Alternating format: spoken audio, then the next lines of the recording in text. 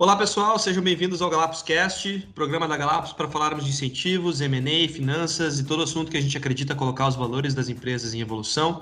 Eu sou o Bruno Kraid, vou fazer o papel de host aqui nesse episódio, que a gente vai falar especificamente sobre o benefício da Lei do Bem. Eu estou aqui com o Graciliano, o Graci, Head de Incentivos aqui na Galapos, e com o Rodrigo e com a Grace, que são consultores de projetos e vão ajudar aqui a gente falar um pouquinho sobre esse benefício, como que ele funciona e os principais requisitos. Então, já começando aqui com o Graci, se puder fazer uma introdução aí, Graci, o que é a Lei do Bem e como que ela funciona de modo geral? Olá, pessoal. A Lei do Bem é um benefício trazido pela Lei 11.196, no ano de 2005. Ela tem efeitos a partir do ano de 2006 e ela tem como objetivo incentivar que as empresas invistam em atividades de pesquisa e desenvolvimento de inovação tecnológica. Então, é um dos principais incentivos dado pela União para que as empresas possam reduzir a carga tributária através de investimentos em pesquisa e desenvolvimento. Legal. E a gente sempre fala aqui, né? Mas para quem que se aplica, né? Qualquer empresa pode ter esse benefício ou quais são os pré-requisitos principais aí, Graci? Isso, tem alguns requisitos legais, né, previstos para a Lei do Bem, não é toda empresa que pode se utilizar. Um dos primeiros requisitos é que as empresas sejam tributadas pelo lucro real, né? Então, somente lucro real que pode ser incentivado. Empresas do lucro presumido, a legislação não permite a utilização do incentivo. Outro requisito importante é que as empresas possuam certidão negativa de débito ou certidão positiva com efeito de negativa, e também que as empresas tenham lucro tributável apurado no ano, né? Porque a gente só pode utilizar o incentivo até o limite para zerar o imposto que a companhia tem a pagar.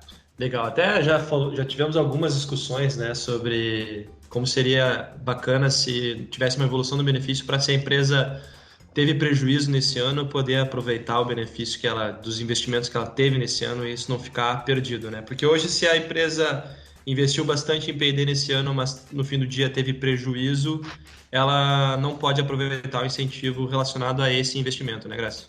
Exatamente, Bruno. A gente só pode utilizar ali até o limite para zerar, né? E como tu bem comentaste aí, se sobrar incentivo, né? Se por acaso a empresa apurou prejuízo, logo ela não tem imposto a pagar, mas ela apurou a Lei do Bem. Então, esse valor hoje a empresa não pode utilizar. Existe alguma discussão no Congresso, como um projeto de lei para inserir uma cláusula da possibilidade de utilização em períodos de apuração, em períodos de prejuízo e para utilizar em eventos futuros, mas isso ainda não foi decidido legalmente, né? Então, hoje, somente empresas com lucro tributável e lucro real podem podem usufruir desse incentivo. Perfeito. E só para a gente ajudar a materializar um pouco mais, antes de partir para a parte de inovação, de projetos, de o que a gente considera dentro desses investimentos, né, em P&D, como que funciona na prática assim, o incentivo, né? O que a empresa pode ter de benefício principal aí com a Lei do Bem? Um exemplo prático, então, de qual é o efeito da Lei do Bem para as empresas, né? De tudo que ela investe, de tudo que ela gasta com pesquisa e desenvolvimento, 20,4% a 27,2% desse valor ela vai ter através de uma redução do imposto de renda e da contribuição social a pagar. Né? O que vale a dizer, se a empresa fez um gasto, né, uma despesa de R$1 milhão em um projeto de P&D, ela consegue recuperar 204 a 272 mil reais desse valor investido. Exato, a gente fala aqui bastante, né, nos kickoffs de projetos aqui da Galapos, o quão estratégico pode ser e normalmente é esse benefício da Lei do Bem, né, que pode até chegar a zerar a base de imposto de renda aí de uma empresa, né? Mas partindo um pouco mais para o detalhamento, vou passar a bola aqui para a Grace, para nos contar um pouquinho, Grace, no aspecto da Lei do Bem, o que é inovação, né? O que a lei considera inovação que a empresa precisa ter aí nos seus projetos, né? Oi, pessoal, tudo bom? Então, falando de inovação para a Lei do Bem, a inovação para a Lei do Bem ela é muito baseada no manual de Frascati, né? Então, o que a gente tem ali? Que a inovação é algo novo, né? ou significativamente melhorado. Produtos ou serviços novos ou significativamente melhorados. Mas o que é interessante da Lei do Bem? A gente não precisa estar pensando em rocket science, em uma coisa muito disruptiva. Se essa inovação ela já for algo que é relevante e impacta a empresa, a gente já consegue considerar ela para fins de Lei do Bem. Então, esse é a grande vantagem que a gente vê na utilização desse benefício quando fala de inovação, né? Muitas empresas ficam com dúvida se os seus projetos são elegíveis, mas se a gente tiver alguma inovação que foi realizada, algum investimento em P&D que foi realizado e que aquilo impactou a empresa, a partir dali a gente já consegue acionar o gatilho da inovação. Então, assim, é bem mais tranquilo do que outros incentivos em que a gente precisa comprovar uma inovação muito mais disruptiva. Legal, até tem as próprias linhas incentivadas da FINEP como um exemplo, né? Normalmente essas linhas têm uma régua de inovação um pouco mais alta, né? Precisa ser uma inovação para o setor, para a cadeia como um todo. E aqui no Lei do Bem a gente está falando muito mais de inovação para a própria empresa, né? E aí nesse contexto, até aproveitando para passar para o Rodrigo, nos contar um pouco dentro desse contexto de inovação. A empresa tem um projeto lá, ela sabe que ela vai provocar aí uma melhoria significativa ou um produto novo, né, para a própria empresa que até então ela não fazia. Que atividades dentro desse projeto, que tipos de atividades de pesquisa e desenvolvimento podem ser consideradas, Rodrigo? Bom, olá, pessoal. Bom, então, quando a gente fala em Lei do Bem, são basicamente 3 tipos de atividades, né, 3 tipos de projetos que podem ser considerados. O primeiro deles, né, seria a pesquisa básica dirigida, que basicamente são atividades que são executadas com o objetivo de compreender novos fenômenos, né, tendo em vista o desenvolvimento de novos produtos, processos ou serviços, né, que sejam inovadores. Já a pesquisa aplicada, ela consiste em atividades, né, com o objetivo de adquirir novos conhecimentos, né, visando o desenvolvimento ou aprimoramento, né, desses produtos ou processos. Já o desenvolvimento experimental, eles são trabalhos sistemáticos, né, que são utilizando conhecimentos pré-existentes, que tem como objetivo comprovar ou então demonstrar, né, a viabilidade técnica de um determinado produto ou processo ou serviço que esteja sendo desenvolvido nesse projeto. Vamos dar um exemplo do desenvolvimento de um medicamento, né, que é uma coisa que é mais comum, né, pensando aí num público geral, né, da gente entender. Bom, então a pesquisa básica ela seria o estudo de uma nova molécula, né, com alguma propriedade terapêutica, né? Então, nessa fase seriam estudadas aí as propriedades, características, né, e uma série de outros fenômenos relacionados a essa molécula. Já numa etapa mais avançada, né, que seria a pesquisa aplicada, seriam realizados estudos ainda em laboratório, né, avaliando a ação dessa molécula sobre um determinado organismo patogênico que causaria, aí, de repente, uma doença respiratória. Já o desenvolvimento experimental, né, seriam a fase aí que seriam utilizados conhecimentos obtidos nas etapas anteriores, né, de pesquisa básica e pesquisa aplicada, para, de fato, desenvolver um medicamento, né, baseado nessa molécula para essa doença respiratória. Então, como a gente pode ver por esse exemplo, né, o desenvolvimento experimental é a fase que, de fato, as empresas elas trazem, né, para o mercado o resultado das atividades de pesquisa e desenvolvimento. Então, enquanto as fases de pesquisa básica e pesquisa aplicada, elas estão muito mais relacionadas às universidades, institutos de pesquisa, o desenvolvimento experimental é a fase que, de fato, né, as empresas elas executam, né? Então, a maior parte dos projetos de pesquisa e desenvolvimento das empresas privadas, eles são classificados como desenvolvimento experimental. Perfeito, Rodrigo. Acho que, por exemplo, até o pessoal consegue imaginar um pouco mais na prática isso, né? Que se aplica também não só a medicamento, como a produto, a serviço, a todos os processos de uma empresa, né? E todos os projetos a gente precisa necessariamente ter uma barreira, né, tecnológica, um desafio tecnológico para a empresa ultrapassar, né? Grace, se puder falar um pouquinho mais para a gente sobre isso, assim, como que a gente normalmente explica isso e aonde vai isso aí dentro do âmbito da Lei do Bem? Inicialmente, a gente tem 2 gatilhos que a gente aciona, digamos assim, para poder enquadrar um projeto como sendo elegível para receber o incentivo da Lei do Bem. O primeiro é a inovação, que a gente comentou antes, e o segundo é justamente a barreira, né, ou desafio tecnológico superável. O que isso quer dizer? A gente precisa ter no projeto de inovação algum tipo de dificuldade, algum tipo de desafio, uma barreira técnica que a equipe de projeto venha a superar durante o desenvolvimento, né, dessas atividades de P&D. Por isso que a gente chama, né, de atividades de P&D, porque quando a gente não tem uma barreira técnica, um desafio tecnológico, esse é um projeto mais rotineiro da empresa. E é esse ponto que o Ministério de Ciência e Tecnologia quer avaliar e quer separar para entender se aquele projeto é incentivável ou não. Né? Projetos que têm barreiras tecnológicas, né, que tem alguma questão técnica a ser superada pelas equipes, eles são projetos elegíveis como sendo de P&D. Né? Projetos em que a equipe já domina a tecnologia, a equipe já sabe muito bem como resolver aquele problema, que não foi necessário um tempo maior ali de estudo, são projetos que a gente considera, né, e quando eu falo a gente, assim, também o Ministério de Tecnologia, Ciência e Tecnologia, como sendo projetos rotineiros. Então, essa barreira ou desafio técnico, ela é muito importante para poder enquadrar o projeto.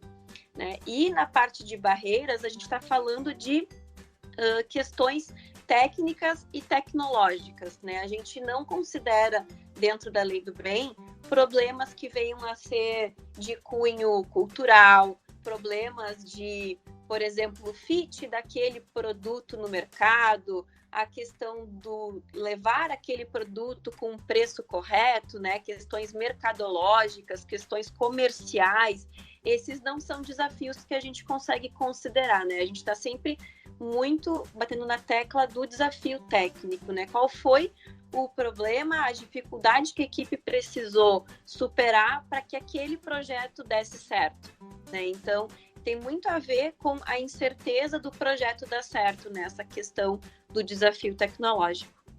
E só complementando aí, né, que a barreira tecnológica ela é super importante, né, para a gente enquadrar o projeto na Lei do Bem, porque, como a Grace mencionou, não é a inovação em si que a Lei do Bem ela visa incentivar, né, apoiar, e sim as atividades de pesquisa e desenvolvimento, né, que são realizadas pelas empresas para superar esses riscos tecnológicos. E outro complemento importante, né, que muitas empresas, às vezes elas executam, né, um determinado projeto, que tem uma barreira, né, uma dificuldade tecnológica, e às vezes elas não conseguem superar essa dificuldade tecnológica e esse projeto ele acaba não resultando na inovação em si. Então, é importante lembrar que mesmo que a equipe, né, de P&D de uma determinada empresa não consiga superar, né, o desafio técnico do projeto e esse projeto ele acabe não alcançando os objetivos, né, que foram previamente estabelecidos, mesmo assim, esse projeto ele pode sim ser incentivado pela Lei do Bem. Perfeito. Então, mesmo que a empresa não consiga superar essa barreira aí de alguma forma produtiva, né, Rodrigo? Mesmo assim, esse projeto, os dispêndios que aconteceram nesse projeto, eles seguem sendo elegíveis aí para o benefício, é isso? Isso mesmo, com certeza. Legal. E todos esses pontos, pessoal, são muito importantes, a gente detalha bastante aqui porque a gente registra isso depois num formulário que é enviado ao MCTI, né, ao Ministério da Ciência e Tecnologia. A gente fala um pouquinho mais depois no final aqui do podcast. Mas uma outra coisa que vai nesse formulário é justamente a definição, né, e a descrição da metodologia do projeto, né, Rodrigo? Se puder contar um pouquinho para a gente como que a gente define, o que a gente precisa descrever sobre a metodologia do projeto, seria bacana. Exato. Então, nesse formulário, né, que a gente envia, né, que a empresa precisa enviar para o MCTI, a empresa precisa descrever, né, da forma mais detalhada possível todas as etapas, né, de desenvolvimento do projeto, né, claro, né, considerando as etapas relacionadas à pesquisa e desenvolvimento, né. Então, desde a parte lá de estudos iniciais, né, como revisões bibliográficas, benchmarking, que é feito, né, para pegar informações, de repente, do mercado, né, e aplicar isso, né, no seu projeto. Todas as fases, as etapas de testes e ensaios, né, que são realizados para testar alguma funcionalidade, né, de um produto, né, alguma etapa de algum processo, todas as fases de desenvolvimento de protótipos, provas de conceito, lotes, pilotos, ou seja, todas as atividades de pesquisa que foram executadas para desenvolver a determinada inovação que se trata o projeto. E é importante, né, se atentar para dar o maior nível de detalhamento possível, principalmente nas atividades que foram executadas para solucionar os problemas tecnológicos, né, que foram abordados, né, anteriormente. Perfeito, Rodrigo. Então, assim, já falamos bastante dos projetos, né? Mas que tipos de gastos, Graci? Quais são os dispêndios? Como que a gente quantifica um pouco o que pode ser considerado e o que não pode ser considerado aí para o cálculo da lei do bem? Ok, Bruno, então, depois que a gente identificou, né, conforme o Rodrigo e a Grace já mencionaram ali a parte dos projetos, né, a partir que a gente tem elencado e classificado esses projetos, a gente parte então para a fase de quantificar, né, o valor desses projetos. Basicamente, quais são os dispêndios que podem entrar para a base do incentivo? São os gastos com recursos humanos, né, das pessoas que se envolveram no projeto. E aqui entra a parte de tanto da remuneração direta, né, e os encargos também sobre os salários dessas pessoas. Além da parte de recursos humanos, podem ser incentivados os materiais utilizados no projeto, tanto para a construção de protótipo, quanto na realização de algum tipo de teste. Então, os materiais também podem ser incentivados. Temos também, se a empresa utilizou-se de serviço de terceiros, né, com algum serviço de laboratório para fazer algum tipo de experimento, esse serviço também a gente pode considerar. Ou também serviços, né, com outras pessoas em alguma etapa aí do projeto, essas despesas também são dedutíveis para a lei do bem. Temos gastos também com viagens, né, alguma viagem técnica relacionada ao projeto, desde que fundamentada essa viagem, a gente consegue utilizar também. E um ponto bem importante, Bruno, que vale salientar, é que a gente só consegue incentivar os gastos realizados no Brasil, né? Então, ou com empresas sediadas no Brasil. Algum tipo de gasto envolvendo o projeto que tenha sido feito para o exterior, a gente não consegue incentivar. Perfeito, Graça. E além dessas empresas que não estão sediadas no Brasil, né, algum dispêndio no exterior, tem algum outro de gasto que a empresa não pode considerar? Sim, Bruno, tem alguns gastos, né, que embora sejam relacionados ao projeto de P&D, mas que legalmente eles não podem ser incentivados, né? Eu posso citar aqui dispêndios para investimento em obras civis, né? Então, se a empresa está construindo algum tipo de laboratório, a construção civil em si ela acaba não podendo ser incentivada. Assim como, às vezes, a aquisição de uma máquina, né? A empresa está adquirindo uma máquina ou um equipamento para algum tipo de projeto. Essa máquina, né, por ela ser lançada contabilmente lá no teu ativo, né, e não como uma despesa, ela também acaba não sendo incentivada. E também a gente sempre faz uma avaliação, né, Bruno, para não considerar dispêndios de marketing ou algum tipo de dispêndios que seja relacionado a mudanças puramente estéticas do produto, né? Então, esses dispêndios também acabam não sendo possíveis o incentivo. Perfeito. E aqui a gente também, na Galápagos, a gente trabalha bastante com projetos de inovação. Eventualmente, existem até outras subvenções econômicas, né? A FINEP, eventualmente, tem alguns editais de recursos não reembolsáveis. Esse tipo de recurso, né, mesmo que a empresa invista num projeto de inovação, ele também não pode ser considerado, né, Graça? Exato, Bruno. A gente só pode utilizar o incentivo daqueles gastos que a empresa tenha contabilizado lá como uma despesa operacional, né? Algum tipo de subvenção não reembolsável que a empresa tenha recebido, né? Quando essa subvenção for não reembolsável, né, a gente não pode utilizar esses gastos para a lei do bem. Isso por quê? Porque como vem um recurso, esse recurso já é destinado para algum tipo de gasto, a empresa acaba não tendo essa despesa, né? Então, se não teve a despesa lançada na empresa, esse dispêndio a gente não considera, né, para subvenções não reembolsáveis. Legal. E todo esse controle, pessoal, é bastante o papel da Galápagos aqui nos projetos de gestão de lei do bem, né? A gente faz todo esse acompanhamento desses dispêndios, né, com cuidado muito técnico para a gente conseguir otimizar o máximo possível esses dispêndios, aproveitar o máximo possível sem correr nenhum risco para a empresa. E aqui conecta um pouco, né, Graça, com uma das principais características aí do benefício da lei do bem, de ser auto-aplicável, né, e os cuidados que a gente precisa ter aqui nesses controles. Se puder comentar um pouco sobre isso. Claro, Bruno, perfeito. Acho que essa é uma importante colocação, né? O benefício da lei do bem, ele é um benefício auto-aplicável, né? O que isso quer dizer? A empresa, ela utiliza o benefício, ela não precisa nenhuma homologação ou algum tipo de habilitação por algum órgão governamental, né? Diferente, por exemplo, de uma lei da informática, né? Que tu precisa ter uma habilitação. A lei do bem, a empresa, ela utiliza o benefício e depois ela tem a obrigação acessória, né, de prestar informações ao Ministério da Ciência e Tecnologia através de um formulário onde são descritas as etapas e os projetos de P&D realizados e também são descritos, né, são listados todos os dispêndios que tiveram na composição desses projetos. E é o papel da Galápagos, né, tanto a identificação e o acompanhamento junto das empresas dos projetos que podem ser elegíveis. É nosso papel também fazer a quantificação dos gastos desses projetos, né?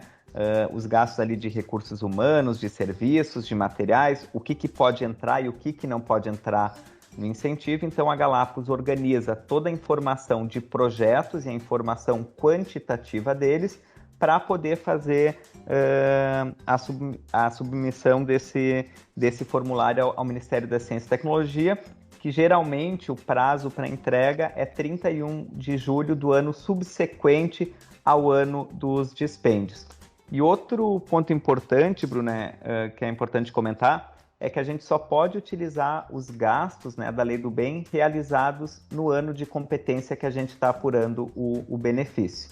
Complementando o que o Graci havia comentado, a gente também tem um trabalho bem forte na identificação dos projetos junto às equipes, né, os técnicos das empresas. Então, isso é bem interessante porque muitas vezes as pessoas olham para aquele projeto e pensam que ele não é elegível, mas a gente, né, nessa conversa, nesse trabalho que a gente executa junto com a empresa, a gente consegue muitas vezes colocar esse projeto como sendo algo passível de utilização do incentivo da lei do bem. Assim como a própria escrita dos formulários que a gente protocola na plataforma do MCTI, a gente executa a 4 mãos com a empresa. Então, assim, a gente está sempre acompanhando, a empresa nunca fica sozinha nesse processo, Bruno. A gente está sempre acompanhando tanto a parte quantitativa, com os dispêndios, essas análises, uma busca por otimizar o incentivo e também na parte quantitativa, em que a gente está avaliando com os técnicos a parte de inovação, a parte da barreira tecnológica, a parte da metodologia. Então, tudo isso é trabalho da Galápagos junto com a empresa. A gente trabalha muito em conjunto, né, que a gente costuma falar. Então, complementando o que a Grace falou, eu acho que um grande diferencial que a gente tem aqui na Galápagos é que a gente tem uma equipe de engenheiros, né, formados aí nos mais diversos campos da engenharia, que consegue, né, conversar com a equipe técnica das empresas e ajudar nessa questão do enquadramento dos projetos e também na elaboração das fichas, né, que são reportadas para o MCTI. Perfeito, Rodrigo. É bem por aí mesmo. Acho que isso acaba sendo uma conversa bem mais profunda, né? Com esse entendimento aqui da nossa parte. E a gente ainda tem um grande aliado aqui nesse processo, que é o Teros, que é uma plataforma que a gente desenvolveu aqui na Galápagos para fazer a gestão de incentivos, entre elas a Lei do Bem. Então, com o próprio Teros, a gente consegue centralizar ali toda a informação que a gente precisa para o cálculo do benefício e também para os descritivos de projetos, né, já espelhando o que a gente vai precisar reportar lá para o MCTI, já ficando como um histórico, caso a gente precise voltar nisso depois no futuro, e detalhando, né, com as melhores práticas aí que tanto a MCTI quanto a Receita orientam que a gente use na apuração do benefício. Mas eu acho que é isso, pessoal. O objetivo aqui desse episódio era a gente fazer um grande resumo sobre o que é a Lei do Bem, os principais controles e cuidados que as empresas têm que ter. O principal recado, acho que é contem com a Galápagos para esclarecer mais dúvidas, seja você cliente ou não, e se você já é beneficiário da Lei do Bem ou acha que pode vir a ser, contem conosco também aí para a gente conectar, detalhar um pouco mais os processos e pré-requisitos necessários e aprofundar os temas. Grace e Rodrigo, muito obrigado aí pela participação de vocês e até uma próxima, pessoal. Obrigado, time. Estamos à disposição aí. Vamos evoluir. Valeu, pessoal. Obrigada, Bruno, pelo convite e obrigada, pessoal, pela audiência, pela paciência. Até uma próxima e contem com a gente.